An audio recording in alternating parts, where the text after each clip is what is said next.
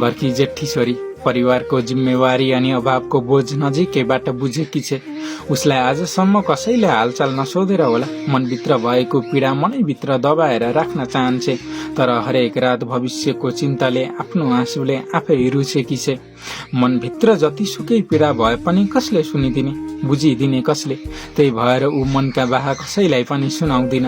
अरूले तिता मिठा जे भने पनि कति सजिलै हाँसेर फचाइदिन्छे, तर ती कुरालाई ऊ कहिल्यै ठुलो बनाउँदिन। भाइ बहिनीको सपना नै सर्वोपरि ठानेर होला उसले निकै वर्ष पहिला नै आफ्नो सपना अन्त कहीँ बसाई सारिसके।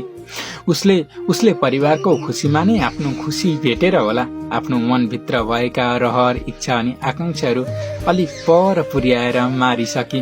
ऊ पनि त चाहदियो बा आमाको काखमा भाइ बहिनी झुम्मिएको देख्दा बाले आएर एकचोटि टाउको सुमसुम्याउँदै छोरी के भयो, के चाहन्छौ तिमी भनेर प्रश्न गरून्। अँध्यारो कुनामा एक्लै हरेक रात रुँदा आमाले आफ्नो पछ्यौरी तेर्साएर आँसी पुछिदेऊन्। तर उसको कुरा बुझिदिने कसले, उसको कुरा सुनिदिने कसले? ऊ त परिवारको लागि हरेक कुरा त्याग गर्न तयार छे। ऊ के चाहिँ गर्न चाहदिन र आफ्ना भाइ बहिनीका लागि ऊ जिउँदै मर्न तयार छे। बस उसलाई अरू ठुलो केही कुराको आश छैन। लटखडाउँदा ती पाइलाहरू उसको हात समाइदेऊन् कसैले, आँसु पुस्नका लागि उसलाई साथ देऊन् कसैले।